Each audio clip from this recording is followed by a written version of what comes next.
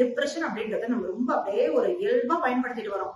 ஏதாவது இப்ப உங்க வீட்டுல ஒரு இறப்பு நடந்ததுன்னா, உங்க கேர்ள் ஃபிரெண்ட் உங்களை விட்டுட்டு போனால்னா, எக்ஸாம்ல ஃபெயில் ஆனீங்கன்னா நீங்க சோகமா இருக்கணும். அது வந்து ஒரு இயல்பான ஒரு உணர்ச்சி. இதுக்கும் டிப்ரெஷனுக்கும் டிஃபரன்ஸ். டிப்ரெஷன் நீங்க சும்மா அந்த டைம்ல ஐயோ நான் டிப்ரெஷன் இருக்கேன்னு சொல்லக்கூடாது. சோகமா இருக்கேன் அப்படின்னு சொல்லலாம். டிப்ரெஷன் அப்படின்றது ஒரு மனநோய்.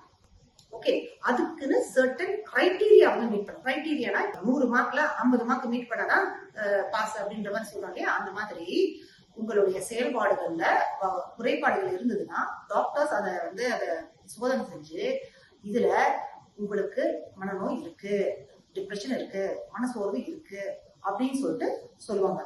உதாரணமா சொல்லணும்னா 2 வாரத்துக்கு மேல இப்ப தமிழ் அழகா சொல்லுவாங்க மனசோர்வு அப்படின்னு. மனசோர்வு அப்படின்னா ஃபெட்டிக், ரெஸ்ட் எடுத்த பிறகு கூட நம்ம அந்த சோர்வு நிலையில இருந்து வெளில வர முடியாத ஒரு நிலை தான் ஃபெட்டிக் ஆர் டிப்ரெஷன்.